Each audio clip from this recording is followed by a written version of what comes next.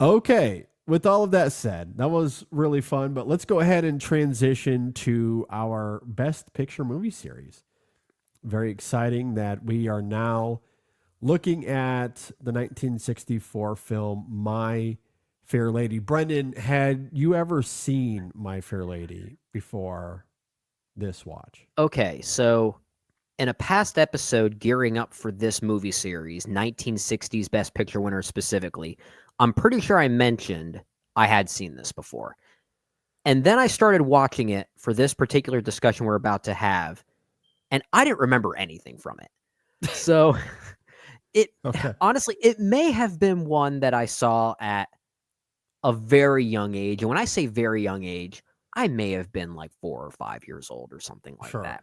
It may have Yeah. been one of those films that my aunt showed me when I was really young. She was really big on some of these old movies. And when we spent some time with her up in Jim Thorpe, Pennsylvania, we'd sometimes watch very old movies together.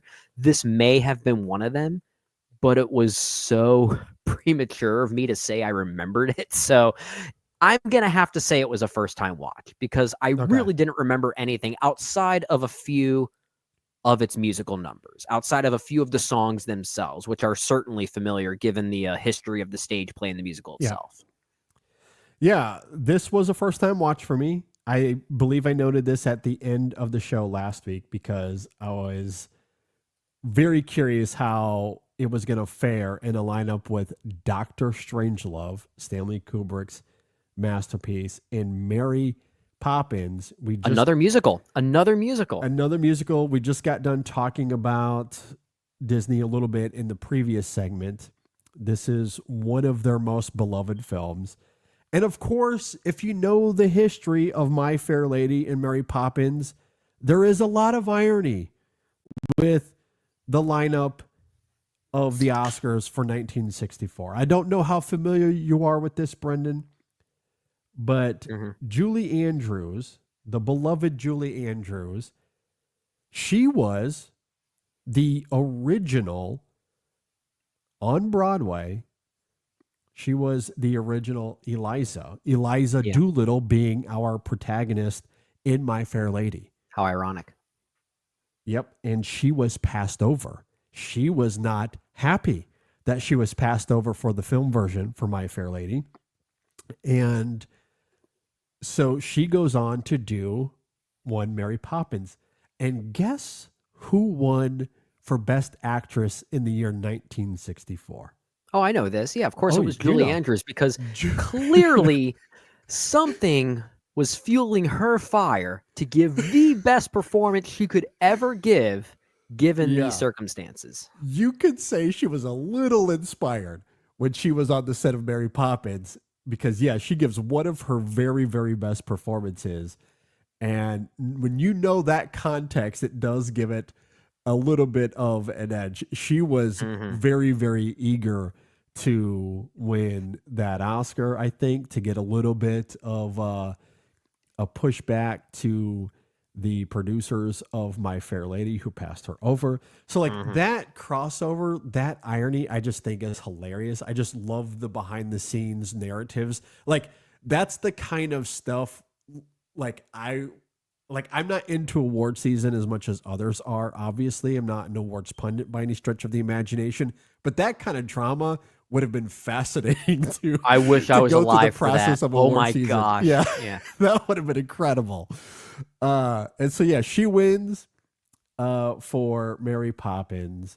However, Audrey Hepburn ends up getting cast for this film version of My Fair Yeah. Lady. And from what I Although, see, she wasn't even nominated for it. and she was not nominated. She was not nominated. People were very surprised by that, Mhm. from what I was reading. And if you do further reading, you'll notice that Rex Harrison did win the Oscar Mhm. for Best Actor, Supporting Actor, whichever one it was for him. He won the Oscar and he went on stage and said that he was dedicating it to his quote unquote two fair ladies because Rex Mhm. Harrison was on stage originally with Julie Andrews. So he had done it on stage with Julie Andrews. Then he did the film with Audrey Hepburn, Yeah. dedicated his Oscar to both of his fair ladies, And it and was name leading dropped actor both that of them. It leading was actor. leading I actor that he figured, won yeah, for. because he's Yeah, the lead actor in this film. I, yeah, I didn't want to assume because you never know yeah, with the awards campaigns. You just yeah, never know. yeah. It's all Uh, category fraud has been a thing for as long as we for a can long, long, remember. long time. All right. So with that out of the way, I thought that was some fun little pretext. For sure. But let's go ahead and jump into this. My Fair Lady is directed by George Cukor, and it stars Audrey Hepburn, Rex Harrison, Stanley Holloway, Wilfred Hyde White, Gladys Cooper, and the list goes on and on. If you're not familiar with My Fair Lady, in 1910's London, snobbish phonetics professor Henry Higgins agrees to a wager that he can make a crude flower girl, Eliza Doolittle, presentable to high society. All right. Let's go ahead and break that down. I mean, yeah, Brendan. this is basically Pretty Woman, or She's All That. I mean, we can definitely see the inspiration Yeah, that this would lead to various other romantic comedies at the very least. for sure. Brendan, what did you think about My Fair Lady? This is where it gets interesting, JD. And when I say gets interesting, I really mean in the context of us doing a movie series like this. And we've talked about this many times, how movies can sometimes feel almost like they shape differently for you when you watch them in constant succession of either a director's own work or in some type of series like this. And when Yeah. watching My Fair Lady, knowing that other movies from the 1960s, other movie musicals specifically, would go on to win Best Picture or at least get nominated, I think it changes how we can see a movie like My Fair Lady. And when I say we, I really mean you and I specifically. I can't speak to everyone. I thought this was really bad. I thought this was a really bad movie. I'm actually like, I was kind of shocked by that because I was really at least expecting or at least hoping for some type of extravagance, knowing the history of movies like West Side Story from the 60s winning Best Picture. We're going to talk about The Sound of Music in just a little bit. And whether you like that movie or not, you can't deny the grandness and the physicality of that movie. It's just so grand and lush and huge. And My Fair Lady is a 3-hour movie where I think as a musical, the staging is horrible. I was kind of shocked by that. So I don't think this works. We'll talk a lot more about the thematic undertones of this movie. I think in many ways, this is one of the worst aging Best Picture winners for a lot of reasons. And I don't even know if the movie's aware of what it really wants to say. Because from what I understand, the movie concludes in a way that's actually very different from the original stage play. This is loosely based off of Pygmalion, and the original story is actually concluded very differently. And for what I've seen, they conclude in the right way. I don't think this does at all. I think this is a pretty ugly movie. This really did not work for me. And if I'm going to make a really harsh comment here, if I look at all the Best Picture winners that have ever won this award, this might be my least favorite one. Wow. I think it's that bad. Okay. I think it's We're really starting off bad. hot. I think it's really bad. This is really bad. This That is is incredible. at the very least, I think this is my least favorite Best Picture winner we've ever discussed in a main review setting on this show. Okay.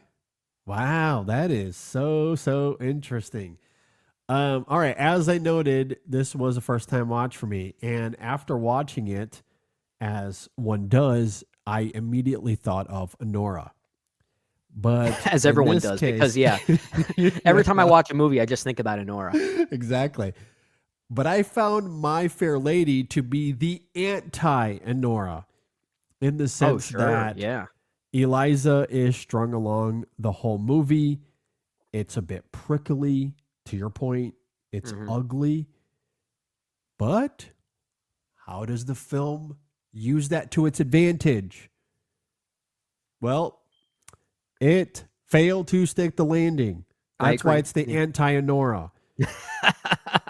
Now, films don't have to be moral. They don't need to be, but there is a lot to be said about execution and storytelling. There is something hollow about My Fair Lady and how it tackles classism, misogyny, and gender dynamics without wrestling with any of those things or having anything to say. Its premise is obviously gross, and Higgins is despicable. All things that would be compelling if the film and the material did anything interesting with them.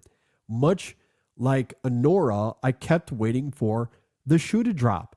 When it does in Anora, not only does it recontextualize the film, Mhm. it becomes one of the very best moments of last year. That final scene, oh, it hits like a gun punch. It's fantastic. Thought it was the scene of the With, year. with My Fair Lady, that last scene has the opposite effects. The final moment and reversal that we see there is illogical. It is off putting. Eliza's choice in the end completely undermines any meaningful grappling the film had done with its themes, which wasn't much to begin with, but Mhm. that final moment just completely breaks everything apart. Somewhat similar to what we talked about last year with Amelia Perez. Amelia Perez could have been compelling if it just cared at all to grapple with its problems, and it Yeah. just doesn't. This is another film that sets up a lot of boorish, prickly behavior and just throws it away, just doesn't care to address it at all. And that, to me, is why this film does not age all that well. I completely agree with you. In the end, it is very ugly. I will say, and given what I've read on Letterboxd, this might be polarizing. I don't know. I loved Audrey Hepburn here. She is a Okay. bit irritating. But I think the character is meant to be grating for sure. She doesn't do any of her own singing, so we can't really judge Yeah, the that's character when unfortunate. she's And she singing. was she was very upset about that. She was very upset about that. But as far as the verbal performance and how she is able to tap into this irritating street performer and how there's kind of an innocence built into that, I think is really great, especially when you juxtapose it to her learning to become someone of high society. I also think the costumes are undeniable. There were like I can't disagree with 15,000 that. Yeah. costumes made for Yeah. this film, and they are exquisite. It's really great. The production design at times, I think, is really excellent as well.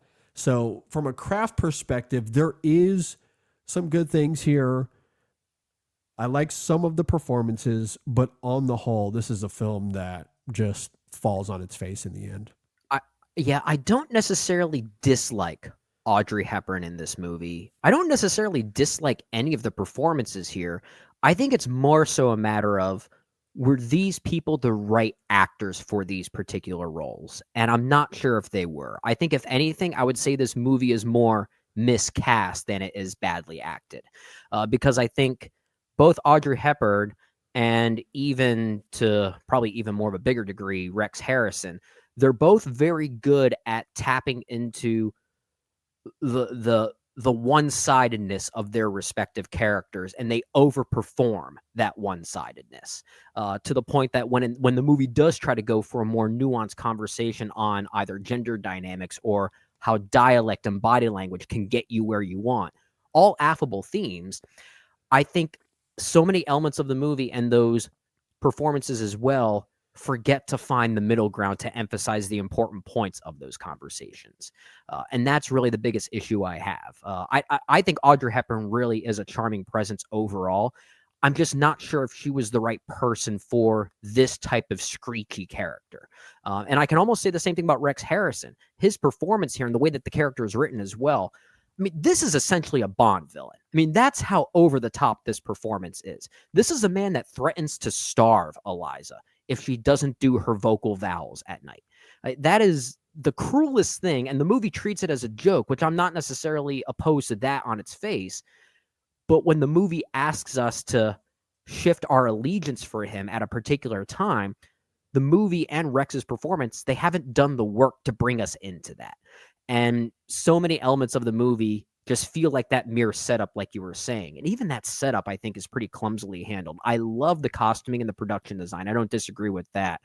But after the mobility of movies like West Side Story, there's such a static energy to the musical numbers here that I just don't think allow some of these things to really sing. And that bothered me. That really bothered me given the prickliness of this material. I think it needed something more. It needed more cynicism. This really needed a lot more cynicism, and perhaps it just happened to be a product of its time. Well, see, that's interesting because that's all that I saw here was cynicism. And in a way, that's what made me a little excited to see where this is going to go. But it is one of those movies where it has to stick to landing to justify that. Justify that cynicism. Because through a lot of this film, these characters are very rough around the edges, for sure. And I think that's what I loved about the performances. I have heard the argument that they are miscast, and maybe they are. But the film is aware of their egregious behavior, and the performers are equally aware. There are times where people push back against Harrison in some of the remarks he makes towards Eliza. And I think Audrey Hepburn does such a great job, and I do think this is crucial to the movie, of giving Eliza an innocence. She grows up on the streets. We learn enough about that through the dialogue and even some of the musical numbers. It's inferred that she probably doesn't have much of an education. All she knows is growing up in the streets and doing what you need to do to survive. That's all she knows. And there is a grading element to the character as a result, which I did not mind. I did not mind that at all, especially knowing where this film was ultimately going to go, and that she was going to be brought up into some sort of high society. What kind of hijinks can you bring out of that? And I think Hepburn's performance, and I don't know how to fully articulate it. I'm not a phonetics expert by any stretch of the imagination. And I don't even know if she gets the phonetics right. I'm not from England. I'm not from London. I have no idea. It could be just as egregious as the criticisms Mary Poppins got. It almost feels like a sci-fi movie at times, given the experimentation of phonetics here. But regardless of the accuracy of phonetics, I'm just talking about transitions, like noticeable transitions. She speaks a certain way early on in the film, and it is extreme, but other characters are using similar phonetics that are of the same economic stature as her. And then she is being taught to use a different phonetic language that, as she finds herself in these high society circumstances, she has to kind of navigate between. And there is some fun tomfoolery at times. The horse betting sequence, for example, I think is one of the best. That's a good scene. That is when the movie came alive for me. Yeah, that I think is really great. And Hepburn is so good. Again, remove accuracy, but just that's a good transition, the evolution of one extreme, trying to find some sort of middle ground, and then coming out on the other side with some sort of new identity while trying to be true to herself, I think is fantastic in the performance. So I do think, even if miscast, she is able to transcend that miscastness. Like, she's just that great of an actress. There are pockets where it does work. I won't disagree with that. I think she's really great. Now, for Rex Harrison, and this is where I think the film fails him more than he fails the film, because he is a coarse character. The dialogue that he is given is very brazen, and he taps into that with a similar brazen approach to his performance. And the film, again, is aware of it. His mom calls him out on it. You can get a sense between the performers that his mom isn't really all that interested in him. I will say one thing just as annoyed. One thing I do like about the movie is how they do turn Henry into just a whiny mama's boy at one point. Yes. Yeah. Higgins as a character he's very abrasive. He's stilted. And people call him out on that constantly throughout this film. Hmm. And it's very purposeful. Like misogyny is built into the core of the behavior of these characters, especially of that character. And the film calls him out on it at times. That's why I kept waiting for the shoe to drop, because the film Hmm. would sprinkle in these little things of like, okay, it seems to know what it's doing. Yes, Hmm. this is ugly. Yes, this doesn't look great. And maybe it's hard to get through in the moment. That's why if you have an Enora type sticking of the landing and you get to that final scene and it just really punches home what this whole film was all about, it will recontextualize all of that and make sense of it, which I was more than willing to get there. A This lot of movie just people on needed to end Letterboxd seemingly earlier. didn't. It This movie just needed to end and earlier. that is true. Yeah. It is a little overlong. I agree with that. But I kept waiting. Let's get to the end. Let's see how it sticks the landing. And that's why, and I do want to talk about this further, the failing to stick the landing, that's what undermines the performance more than anything else. I think I think that's fair. Harrison does a good job of bringing about the abrasiveness of that character, and the film just doesn't utilize it at all. Doesn't make sense of that ugliness in any sort of way. In fact, if anything, it reinforces it in the end, which is why the film Well, itself, I think, I is ugly. I don't think it's on the performers as Well, much as it is the film. no, and I want to be clear when I talked about maybe my issues with the characters and even some of the casting choices here. A movie can be miscast and still have overall good performances. Like that's still a Sure, sure, sure. possibility, and I think that's Yeah. more or less what's happening And here. that could be the case here. Like those Yeah. things don't have to be mutually exclusive. Right. Yeah. So when I say if I think the movie is miscast, I think if anything, that's the film failing these people. At every turn, the movie fails itself and the people on screen more so than anything else. A lot of it really does come down to the rhythm and pacing of it all, because by the time we get to that ending, it was interesting because I ended up pausing the movie at one point, either to walk into the kitchen or something like that, and I was thinking to myself, "Wow, there must be a lot of time left because no one here has had any type of arc yet." And I saw there was 20 minutes left in the movie and no one had an arc. It's like there was no trajectory in that sense. And that's once again the movie failing its story and its Yeah. actors and No, I everything agree. in there. And it becomes even worse when the actual ending we get completely doubles back on any potential it could have had. I mean, that's why I said the movie should have ended earlier. There's a point where I think it could have ended and at least maintained the right Yeah. level of ambiguity as opposed to the actual ambiguity it decides to go for, which is the wrong type of ambiguity. I'm Yeah, it sure we doesn't could talk further about that. Yeah, this is, No, yeah, and yeah. that's it. I think the ambiguity here is very much miscalculated. Mhm. It is trying to tackle classism. It's trying to grapple with misogyny and gender dynamics, but as we've noted, it fails to critically engage with any of those ideas. Instead of Mhm. challenging Higgins and his treatment of Eliza, the film ultimately reinforces his control over her. The film's gender dynamics are obviously a product of its time, but regardless, Eliza has no agency, and her transformation is entirely positioned by Higgins, a man who is openly cruel, he is dismissive and manipulative, Yeah. and the film never holds him accountable. Again, not that this has to be a tale of morality, but there's no grappling with his egregious behavior, even though the film is self aware. And as a result, his arrogance is framed as part of his charm rather than something to be criticized. Any reckoning of his behavior is brushed aside, which is incredibly feckless.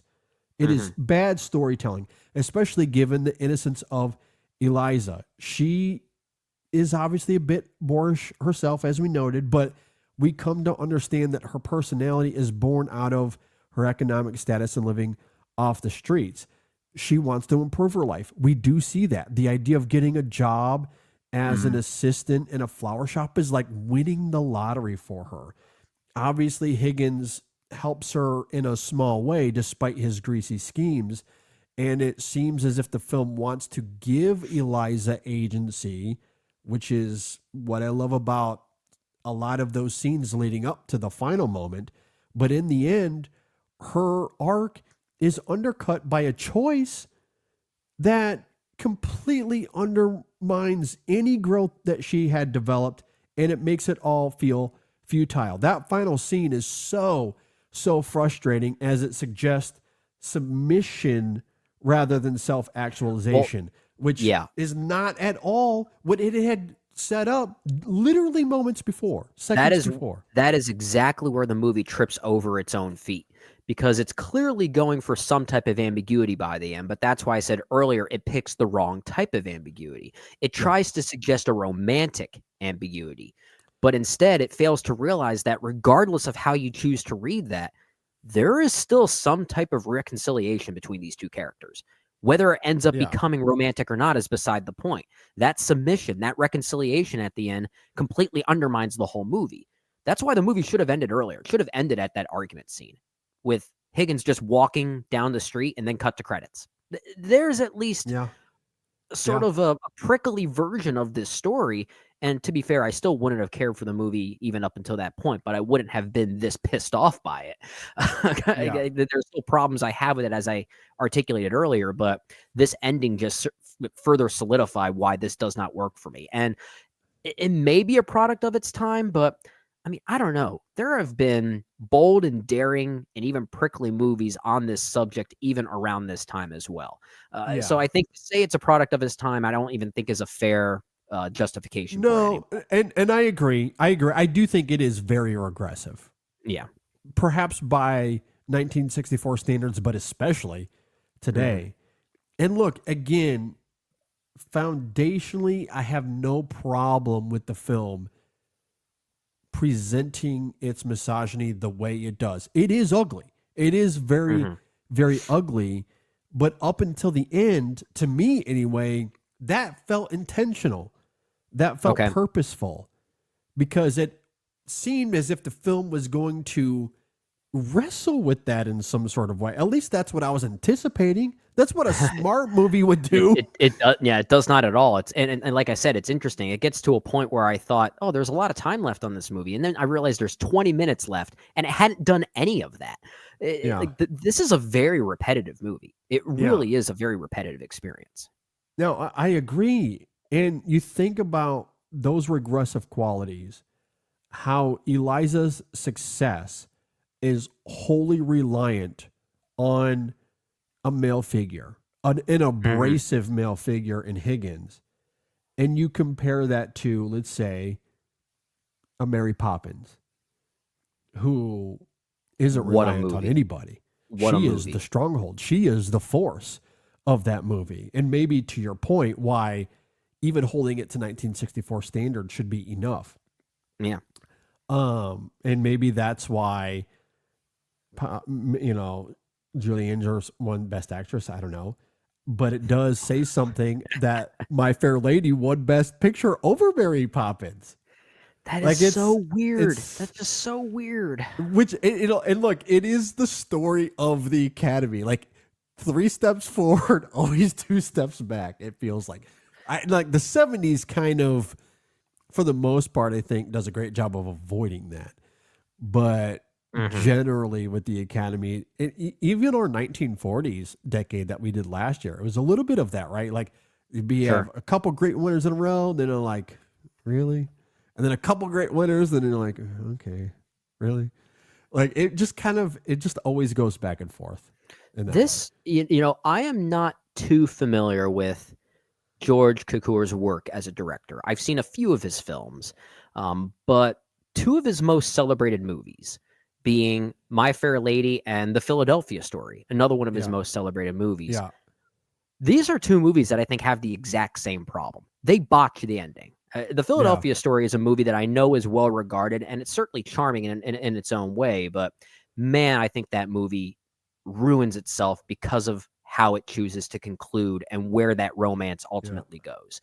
And I could say the same thing here. These two movies have very regressive conclusions, which is interesting to say for a director that also directed the movie Gaslight, which actually felt ahead of its time. So Yeah. it's such a strange thing that his two most celebrated movies, I think, are the ones that I just can't view today in a way that feels appropriate given our current day and age. I don't think they've aged well at all. And I think this one, My Fair Lady, is the more egregious example here. Yeah. What did you think about his A Star Is Born? Have you seen that one? I love it. I think it's great. Yeah. I love That it might as be his well. best movie. Yeah. That's I was just about to say, I think that's probably easily his best movie, although I probably shouldn't say that because I'm looking at the list here. There's a lot I just haven't seen. Mm-hmm. But of those that are considered like notable films, historically speaking, Mm-hmm. Gaslight and A Star Is Born, I think, are the two that I would be like I could easily recommend both of those films for sure. Yeah. I'm curious about some of these other ones because I know his movies are well cast and they seem charming Yeah, enough. But yeah, I mean, yeah, I got to say, Philadelphia Story and My Fair Lady are ones that just haven't landed for me. They really haven't yeah. at all. I don't, I mean, I love the Little Women narrative. I'd be Mm, curious about that film, especially because that stars Katharine Hepburn. So I might, I know. might go back to that Little Women just to kind of get that connection. Oh, that But I was haven't seen it. I 1933. can't speak to Wow. it. Yeah, she And was young there. that is pre-code. So I'm like, there's a world where that is a really good movie. Mhm. Uh, but I don't know.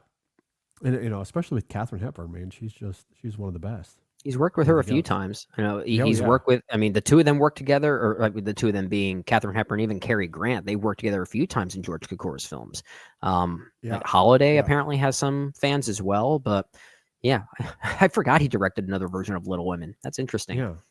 Yeah. People love themselves some Little Women. It is a good story. I love that story as I well. guess he also did a Romeo and Juliet at one point too. I saw that. Yeah. Yeah, But who hasn't? that's true. Right? Everyone has at this point. Everyone has a Romeo and Yeah. Juliet on their So so resume. it's so it's fair to say he's a very celebrated filmmaker with a lot of celebrated films under his belt.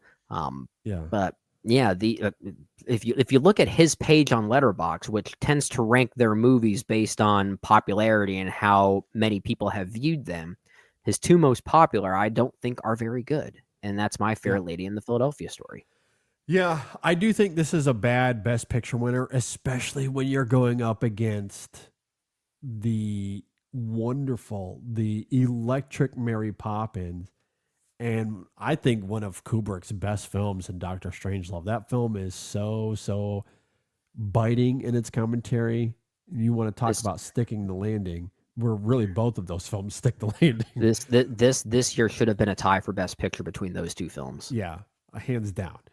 Yeah, those two easily clean My Fair Lady, no doubt about it. I agree. I agree. I would have had a really tough time on my ballot choosing between Strangelove and Mary Poppins. That would have been really tough. But My Fair Yeah. Lady would have easily been out of the conversation for me. Between those two for me as well. I have a soft Yeah. spot for Mary Poppins. I saw it first. It's an early favorite of mine and still remains a favorite of mine. So that might still get the edge, but I can't deny that Doctor Strangelove is certainly the smarter movie. And Oh my gosh, one of the it's so good. smartest movies of the 1960s, honestly. Oh my gosh, yeah, one of the best films of that whole decade. Yeah. Forget Best Picture winners. Yeah, that film That's is a very absolutely funny movie. masterful. What a It, funny it like movie. yeah, it's in my top 20 of all time. Like I think it is just absolutely incredible. Interesting. So I guess but for Stanley Kubrick specifically, it's 2001: A Space Odyssey and Doctor Strangelove. Are those your two? Those are my two. Yeah, Oh, that's a good two. yeah. But like he's flip a coin with Kubrick. Like Yeah, there's yeah. there like I don't love Barry Lyndon as much as others do. That's probably the That's one that I'm kind yeah. of lesser on. Okay. But the rest of his films I'm really really high on. I'm But those I'm those two yeah. for sure. It's definitely those are the two, and The way both of you those two are in my top 20. the way you feel about Barry Lyndon is how I feel about A Clockwork Orange. That one Okay, I don't love. all right, that's fair. Yeah, Yeah. that one I will need to revisit. I haven't seen that since college. So I'm Yeah. due for a revisit for Clockwork I Orange. certainly don't dislike it. I mean, it's an entertaining movie for what it is. it's one that's never emotionally connected with me as much as these other ones. Yeah, that's fair. No, it is a weird movie. I definitely will not deny anyone that for sure. Hmm. At any rate, um, going back to My Fair Lady. So you noted that this is maybe your least favorite Best Picture winner. I do have to wrestle with that a little bit further because there are movies that I think I like less on the whole than this one. I do agree with you that My Fair Hmm. Lady would probably get my vote for the ugliest Best Picture winner, the one that doesn't hold up the most of those that I've seen. It might take the award for that. Hmm. But when we circle back to even some of the films we talked about in the 40s, I do like Audrey Hepburn's performance a lot. I like the Okay. costumes in this film a lot. I like some of its production design. It is overly long, and in the end, it doesn't stick the landing. And it's not a film that I ever want to revisit as a result. Hmm. If it had stuck the landing, I would have been more than okay to suffer through its grading qualities if it meant something in the end. I'm okay with that. I love it when movies do that. Yeah, In a I lot of guess. ways, Yeah. you could argue that with something like Spring Breakers, for example. Like, talk about despicable characters that, at least for me, that I love, but I think that's a film that I don't makes know. Yeah, sense of everything that it portrays. it But certainly that's does, another but I don't film. know. Alien is just one hell of a character. He is one hell of a character. Yeah. But I think Eliza here is compelling in an alien kind of way for me. Like, Okay. that to me is the prowess of Hepburn's performance. Um, Okay. Again, that's about as far as the comparisons go because, man, those two characters are just nothing alike outside of that. There's But ever a time to compare My Fair Lady and Spring Break, this is the one and only time you'll ever hear it. the one and only, yeah. But like, I can see why people are like find Spring Breakers off putting because there isn't much to like about those characters and they're doing all of these egregious things. But the film ultimately makes sense of it in the end. And that's what I was waiting for with this. Hmm. I was having a similar experience where I'm waiting for that shoe to drop and then it just never does. And if anything, it only reinforces its ugliness, which is ultimately why I can never really go through this film again. I Uh, couldn't either. And but even I, getting to that ending, I was yeah, struggling with it up until that point too. totally fair. But I would take it over some of the like my least favorite of the 40s that we did last year. I might take My Fair Lady over that just because of some of its production value. Like, not everything lives in these. I mean, Okay. you know this Yeah, very yeah. well, but like, not everything lives on this dichotomy of it's either great or it's the worst thing ever. Well, that and it's hard to compare movies from the 60s or even the 40s with even the movies from like 10 years ago or so. It's a completely different vibe of filmmaking. So when I make a Oh very yeah, hyperbolic statement like My Fair Lady might be my least favorite Best Picture winner I've seen, it's really admittedly meant to be just a hyperbolic statement. But as I yeah, look that's at fair. as Yeah, as I look at some of these other movies that did go on to win Best Picture, even some of the more recent ones, I'm trying to see if I can find one that I know I like less than My Fair Lady, given my fresh relationship with My Fair Lady. Maybe The Artist, I would say I like less than My Fair Lady. I yeah. think I might take Crash over it, if I'm being honest. Oh wow, yeah. See, Yeah, like that's a good example. So I yeah, was trying to keep it within the context of the series, so I sure. didn't really expand outside of that scope. But Yeah. if we are, then yeah, I would take it over Crash. I would take it over The Artist. I would maybe even take it over The King's Speech. I find that Okay. pretty much a dud. Oh, yeah, that's a very Um, banal film. Very, very banal film. I haven't seen this film in a long time, but I've never been a big fan of Shakespeare in Love either. So that's kind of a toss up. Yeah, I wanna I see that may one come again. around on, like, again, it's been 20, maybe 20 plus years since I've seen that film. So don't hold me to that. Because that's possibly a movie that has become unfairly hated simply because it lost Best Picture to Saving Private Ryan, or it beat Saving And the Private Ryan to Thin Best Red Picture. Line, like, give me a That's break. true. Yeah. And maybe that was my bias, like even more so than Saving Private Ryan. And I love Yeah. Saving Private Ryan. I do think it's a great Spielberg film, but man, the Thin Red Line, like now that's that's my beating heart there. So like, That's Malik's our boy. He's our boy. yeah, and which is why 98 maybe kind of feels a little bit like 64, where you're like, you got two great films in Strange Love and Mary Poppins, and then this film wins. That is currently how I feel about Shakespeare in Love over those two. So some similar comparisons to be made there. But again, maybe that's not quite as fair. I need to give Shakespeare in Love a revisit. Mm-hmm. You know, going back to something I said a moment ago, as far as films that don't hold up, maybe it takes that cake. American Beauty probably fights for that crown as well. Oh, That one very much next year, does. 99. It very So, much. That's why I think doing the 90s might be a very fun one for us when we do this yeah, series again. maybe that'll be the next decade we go with. There are a lot of Best Picture winners from the 90s that I feel like fall into this category Yeah. of, was it the right choice? You know, we're about to head into the 90s with our yearly retrospective. So Perfect if we time want to to do that next year, yeah, or cross whenever we contaminate, get to I the next guess. phase, Yeah. So maybe we do the 90s next. At any rate, I don't really have anything else to add with My Fair Lady. It's a film that just it failing to stick the landing is the difference for me. That's a fair point. Yeah. And that's where I ultimately agree with Brendan. Not great. Not great. Not great. Okay. Well, with that, if you agree or disagree with anything we had to say here, and if the people listening to this, if it's indicative of Letterboxd at all, the opinions are all over the place. Oh, So, yeah. I see no consistency with this one. yes, leave a comment below if you're watching on YouTube. If you're listening on Apple Podcasts or Spotify, hit us up on social media, Facebook, Twitter, Instagram. You can always email us in sessionfilm@gmail.com.